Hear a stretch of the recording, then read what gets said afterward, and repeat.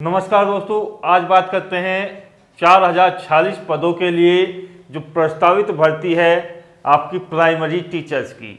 आखिरकार ये भर्ती कैसे होनी है, कब होनी है, इसका एग्जाम्स आपका कब होना है, क्या इसके लिए क्राइटेरिया है, किस तरीके की बाउंडेशन आपके लिए रखी गई है ताकि आप इसमें आवेदन कर सकें। इसके सिलेबस को डिस्कस किया जाएगा, सिलेक्शन प्रोसेस आपको वीडियो के माध्यम से बताई जाएगी।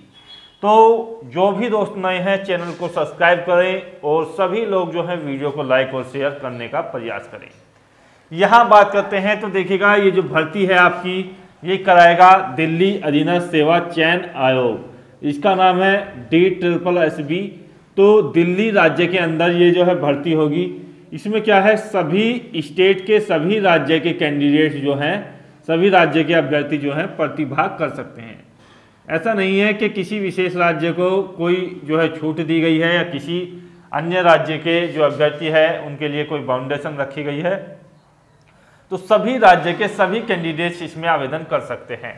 इसके लिए जो वैकेंसीज हैं ये फिलहाल 446 पदों के लिए जो है यहाँ पर रखी गई है।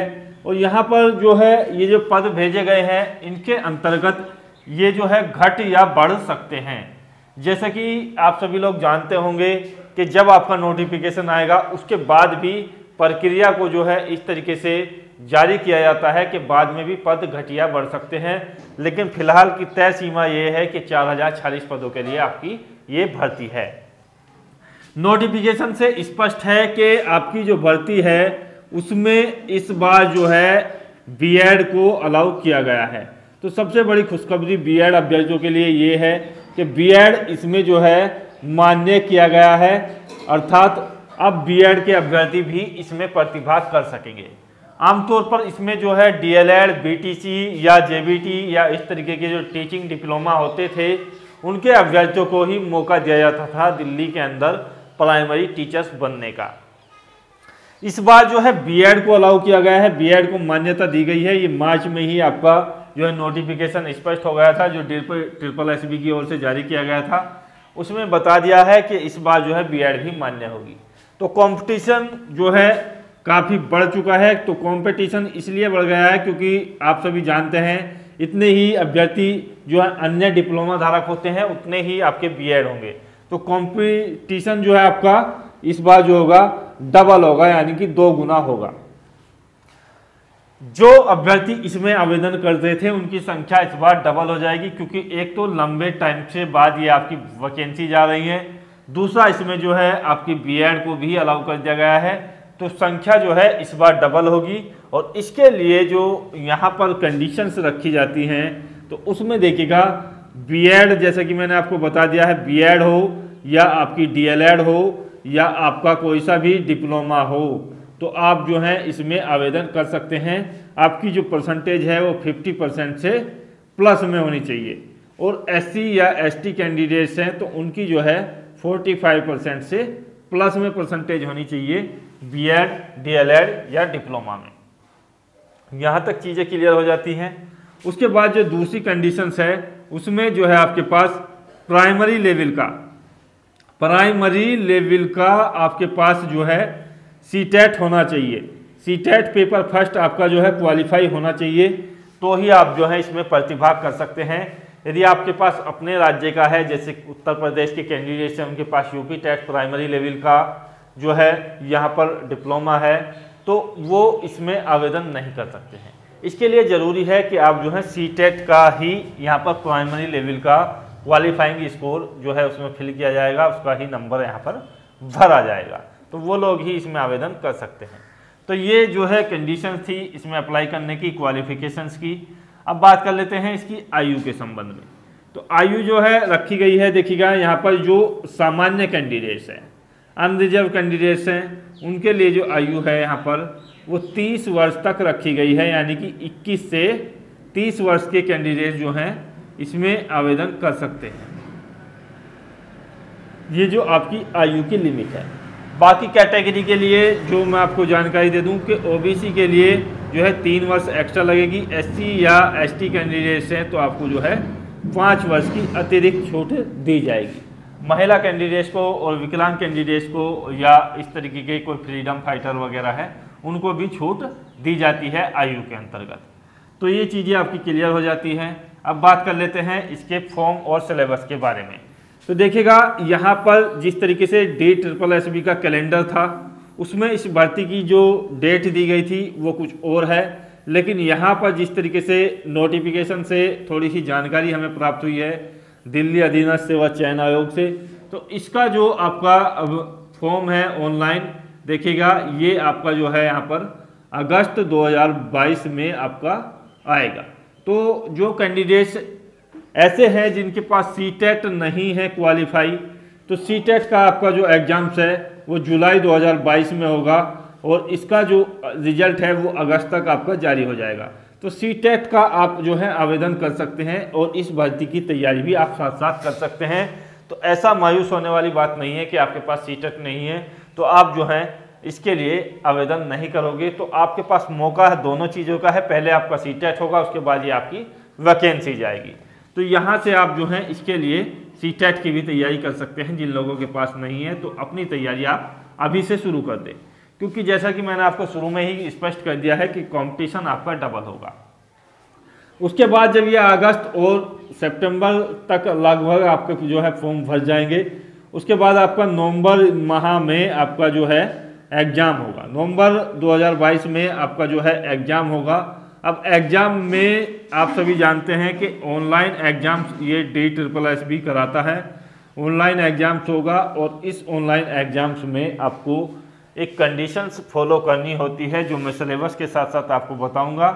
तो ये जो कंडीशंस है इसमें क्या होता है, पहले मैं आपको सिलेबस की जानकारी दे दूं तो ही आप जो है इसको अच्छे तरीके से समझ पाएंगे। तो देखिएगा ऑनलाइन जब आपका एग्ज़ाम्स होगा तो इसमें जो आपका सिलेबस होगा इसमें आपके जो है 2 पेपर यानी कि 2 पार्ट पूछे जाएंगे। पेपर तो आपका एक ही होगा। तो ये जो 2 पार्ट है, पहला जो पार्ट है इसमें आपसे जो है 5 सब्जेक्ट से क्वेश्चन पूछे जाएंगे। जीके से आपके क्वेश्चंस होंगे 20 क्वेश्चंस आपके होंगे, सामान्य ज्ञान के क्वेश्चन 20 होंगे, रीजनिंग के क्वेश्चंस आपके होंगे और रीजनिंग के जो क्वेश्चंस है ये भी आपके 20 क्वेश्चंस होंगे, मैथ के आपके जो है 20 क्वेश्चंस होंगे और आपके जो है हिंदी के भी 20 क्वेश्चंस होंगे और आपके इंग्लिश लैंग्वेज के भी 20 क्वेश्चंस होंगे। तो कुल मिलाकर के 100% आपके यहाँ पर हो जाते हैं और ये 100 क्वेश्चंस हैं, ये 100 अंकों के आपके होते हैं। 20-20 क्वेश्चंस है, प्रत्येक क्वेश्चन 1 मार्क्स का है। नेगेटिव मार्किंग इसमें अप्लाई रहती है, नेगेटिव मार्किंग इसमें अप्लाई रहती है 1/4 की, या इसको आप बोल सकते हैं 0.25 अंक की आपकी नेगेटिव मार्किंग अप्लाई रहती है। इसके बाद आपका जो सेकंड पेपर होता है उसमें आपसे जो है ये पूछा जाता है कि सेकंड पार्ट जो है आपका इसमें एक ही दिन में आपके एक ही टाइम पर आपके पेपर हो जाएंगे। तो सेकंड पार्ट में आपसे पूछा जाएगा 100 क्वेश्चंस आपके जो सब्जेक्टिव है रिलेटेड जो भी आपने किया हुआ है B.Ed या आपने D.LED, तो उसमें जो आपने यहाँ पर पढ़ा हुआ होगा जो B.Ed या D.LED के अंतर्गत, तो इसमें जो सीधे तौर पर मैं कहूँ कि टीचिंग एप्टीट्यूड के आपके क्वेश्चंस आएंगे। टीचिंग एप्टीट्यूड के आपके जो है क्वेश्चंस आएंगे। तो ये जो आपके जो क्वेश्चंस हैं ये B.Ed या D.LED में आपको जो है पढ़ाया होगा, आप लोगों ने पढ़ा होगा अच्छे तरीके से, को बहुविकल्पीय रूप में रखा जाएगा। 100 क्वेश्चंस आएंगे, 100 अंकों के होंगे, ऑब्जेक्टिव टाइप में होंगे और वही आपके लिए रहेगी नेगेटिव मार्किंग 0.25। अब दोनों पेपर को जोड़ करके आपकी जो है कट ऑफ बनेगी, पेपर फर्स्ट और पेपर 2, यानी कि आपकी जो कट ऑफ बनेगी वो 200 अंकों में से आपकी जो है कट ऑफ बनेगी। अब ये जो कट ऑफ है ये आपकी कितनी रहती है ये भी मैं आपको बताऊंगा। तो उससे पहले मैं आपको एक विशेष जानकारी दे दूं कि जैसे ही आपको जो है ये 5 पार्ट आपको पेपर फर्स्ट के मिलेंगे, पहला, दूसरा, तीसरा, चौथा और 5वां। यदि आप इसका क्वेश्चन यहाँ से शुरुआत से करते हैं, इस पार्ट को आप जो है शुरू में करते हैं, तो 20 क्वेश्चंस हैं जैसे आपने, और आपको आते हैं 10 क्वेश्चंस।